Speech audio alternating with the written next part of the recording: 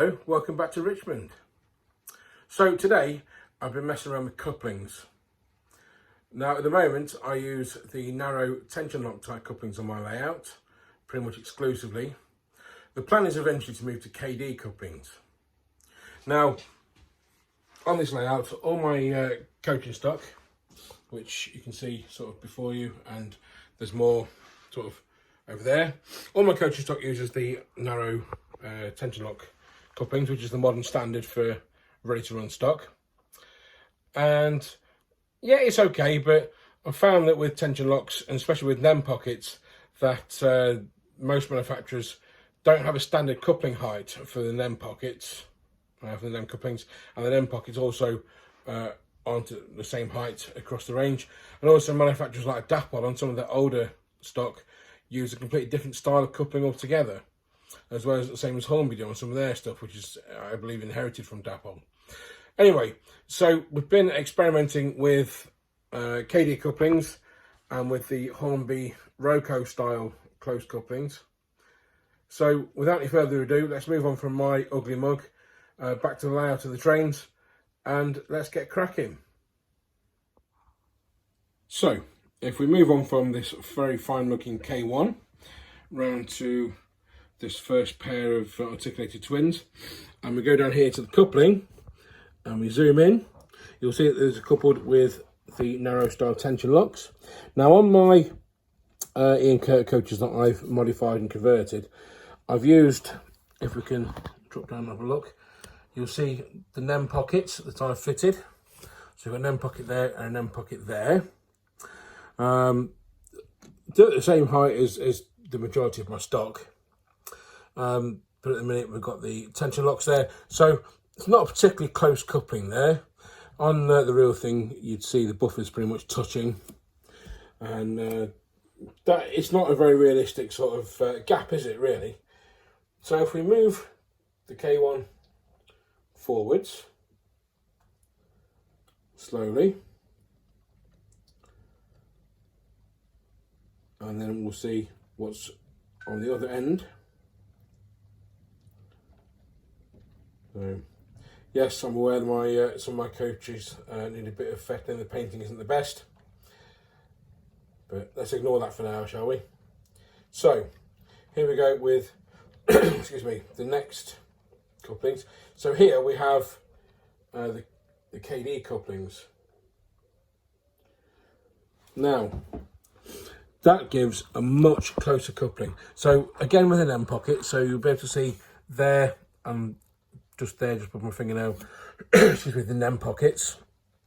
Now this coach here, this one here rather, is a Hornby Grizzly Suburban All First, and this one just here is one of my twin sets. So you can tell immediately the difference. So we've got the turned brass buffers there. This one has the nice, beautiful sprung buffers, which you can't see because my finger's in the way. And yeah, the Kadee couplings there, they are the number 18 medium couplings. On the curves, the buffers are almost touching, so I don't think the short couplings would work, although I'm not adverse to trying the short couplings. However, I don't own any short couplings at the minute. These are the only Kadee couplings I have, the number 18s. Yeah, it's not bad. It's a nice close coupling. So if we move on, let's just zoom back out and move the camera away. We can then select my L1, and if we just move this train on back a little bit, of course the L1 chooses this moment to not to cooperate. So this is the Hornby Thompson coach coupled to a Hornby Grizzly coach. So if we have a look here, let's just, didn't quite get that right, did I? So here we've got the Hornby Roco style coupling, which, yeah, it's on the bulky side. Excuse me. So the NEM pocket is hidden away up there, and it uses a cam mechanism to keep the couplings sort of closer on curves. Yeah, it's we can compare the two. So the Kadee gives a slightly closer coupling, which is probably because it's two different types of coaches at the back, but it does look a bit closer, and the Kadee looks a little less obtrusive, doesn't it? So if we just, for a better comparison, let's move this coach down. You can see the quality of the Hornby Ready to Run coaches there. It's absolutely superb. So if we just, there we go.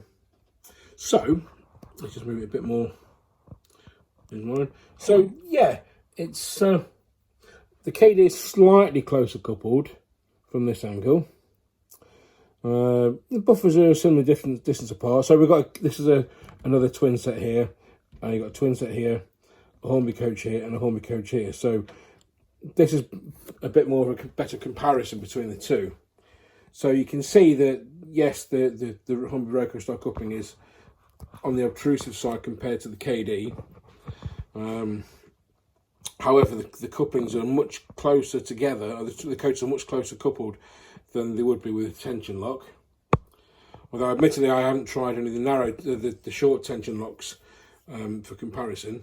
Mainly because the tension locks are really falling out of favour now. Most serious modders don't really use them because, well, they look rubbish for starters. The Roco couplings, yes, they do look a lot better, but like I say, they are quite obtrusive. And let's just zoom back out. Although they do give quite a close coupling. Now, if we go over here, we'll see we've got the three types of couplings here. So we've got the Hornby close couplers. They're marketed as NEM Hornby couplings R8220, and they are there's 10 couplers, so 5 pairs there. They're all right. They weren't expensive.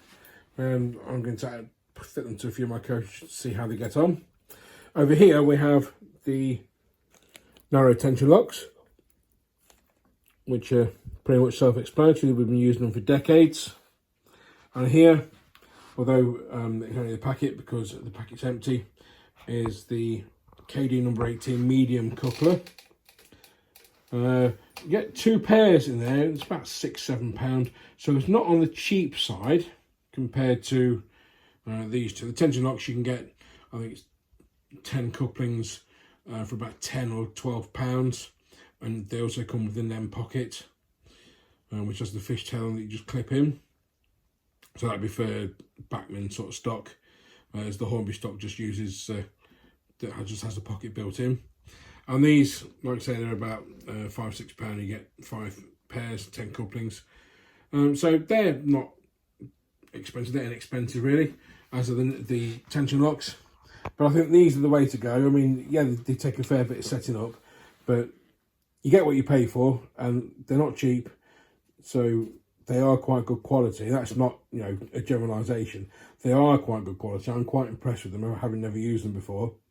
I do have the jig to set the trip pin heights and the coupling heights. That'll be assembled in due course when I have more couplers to fit. And then we'll think about ordering some magnets from coupling and placing them at various places around the layout. And maybe we'll consider the electromagnet on couplers, so that we can switch that on and off in places where we don't want the trains to uncouple. However, if we put them at strategic points in sidings and in the station, they are delayed uncoupling, so it might be okay.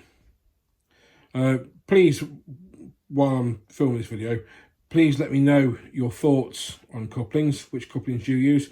Obviously this isn't an all-encompassing video describing couplings. This is just 3 types. There are other types available, Spratt & Winkles, 3-link, just to name a couple, and many more types. Some homebrew sort of stuff that other people use. I believe Tony Wright uses a hook and loop kind of system using wire, which I think seems to work quite well for him, because he doesn't like sort of these big plastic couplings anyway, which is fair enough. But I think the way for me to go would be the Kadee couplings. They will work quite well, and there'll be no sort of hand of God hands-on sort of uncoupling or coupling of trains unless something goes drastically wrong. Just to point out as well to you, this little gadget, this is from coupling the tension locks. This is a couple of pounds of eBay. It's just a 3D printed tool. So if we go and look over here, you can just slide underneath, push up, and it uncouples relatively easy. However, we don't want to be doing that when there's scenery and people and structures and whatnot and signals in the way, because that's how things break. So it's just a temporary thing for now until I can get changed over to Kadees. But like I say, please let me know your thoughts. Share with me the couplings you use and your experiences with the Roco couplings or the Kadees or the tension locks. I'll be very, very interested to know your thoughts. And also, while I'm here, again, if you haven't already subscribed to my channel, Richmond Model Railway, please do. I'd be eternally grateful, and you get to see more videos like this, and you may even see my ugly mug on more videos as I talk to the camera very nervously. And while we're on this this video, a slight little update. You'll notice that there's some black on here. So this is a Wilco tester pot called Supernova. So it's sort of like a grey black. And I've painted on it just get rid of the sort of train set feel of the layout until I can get around to ballasting and, you know, more serious sort of scenery making. The hole for the old turntable hole, that'll be covered over with some scenery. Down here we have some polystyrene insulation board, which is left over from insulating the garage. That'll be cut up. There's several pieces. They'll be cut up to make layers of scenery. So there'll be a sort of gentle hillside going off up there. And then just here behind the signal box, you'll see a representation of the ruins of St Martin's Priory. For those of you that know the area, St Martin's Priory is a ruined priory that was disused following the dissolution of the monasteries by King Henry VIII. A little bit of history there for you. And I do believe it's located on the grounds of a farm. I will be going up to Richmond at some point on a field trip, hopefully when the lockdown is over. And we may have a live stream of that, or we'll at least record some video. And in the meantime, we'll take some photos of it. And that's all there is to update on the layout for now. Although, one thing just to recap, let's just move this one out of the way. You will remember in the last video that I was building this set of coal drops. One piece of advice I was given was to drop this next board by an inch or so we could just accommodate them and keep the track flat there, so they would basically just sit like that. However, not really happy with that, so what I'm going to do is the original plan. So these tiles here are, I think it's 8 or 9 mil thick. We've got some 2 mil cork. We could probably raise the track by another 2 mil cork strips, and then we'll just build a small representation using this as the ground level, and it will slope it off as if it was sloping towards the river. And these coil drops will only be about sort of 15, 16 mil high. And we'll keep them for now. We might sell them on, and we'll get them finished first, obviously. And then we'll build some more, because it's not like I'm going to run out this brick paper anytime soon. It's from scale scenes, so I can print as many as I like. And yeah, that's it for now. So I hope you've enjoyed that little informative video about couplings. Just to recap, there's the 3 types I used: the Hornby Roco style, the tension locks, and the Kadees. And we're going to be changing over on master Kadees as and when I can afford it. And that's the end of the video. Oh, one more thing to show you. Sorry. This is a Parkside extra long CCT XLNER CCT kit. This was an eBay purchase, and it came with Kadee couplings already attached. They weren't in an M pocket, they were in a coupling box, like a gearbox sort of thing that Kadee sell them with. I don't know which number coupling it is. When it came, they were too high up, so I've had to take them off, pack them with plastic card, and then fit them again. So that horse box there has the Kadees fitted. So you can see the NEM pocket just there, and it's another of the medium ones. The same with this Ian Kirk full brake. The Kadee sticks out quite well on that, and I'm happy with it. However, I did try coupling it to a Bachmann Mark 1, and I found the medium coupling was way too short, so I'm going to order all 4 types of the NEM coupling. So you get the short, the medium, the long and the extra long. So I'm going to order all 4 of those to experiment with, and hopefully we'll find a happy medium between the two, because obviously the NEM pockets aren't even fitted at a sort of set distance from the end of the vehicle. They can be pretty much anywhere as long as they're near the end. So and also while we're here, this next vehicle on this other Ian Kirk Grizzly full brake was part of a set of 4 that I bought off eBay. They don't have NEM pockets at the moment, they've just got the narrow tension locks glued on. That's a project for the future. So like I say, they're all going to be Kadees at some point, so while I'm at it, I might as well just make them all NEM pockets and all the same height. And then we've got some kind of standardisation, if I can spit the word out. And also we're preparing for the diode matrix. So we've made a start with these point motor wires, just putting chop blocks on the end so they're easy to connect to, and the chop blocks will be fixed to the underside of the baseboard. If you can see that under there. I know it's a bit of a mess with my bus wire and stuff all over the place. I'm going to tidy up at some point just to make it all easy to see and you know, diagnose any faults. And this little bad boy down here is my DCC Concepts CDU, which, if I can remember how to open the box, let's just check it out and have a look, shall we? So this is the CDU from DCC Concepts, the Cobalt CDU 2 Plus, and what it is just this big, relatively heavy blue box. So power in with a fuse box, with a fuse, and then power out to the other end.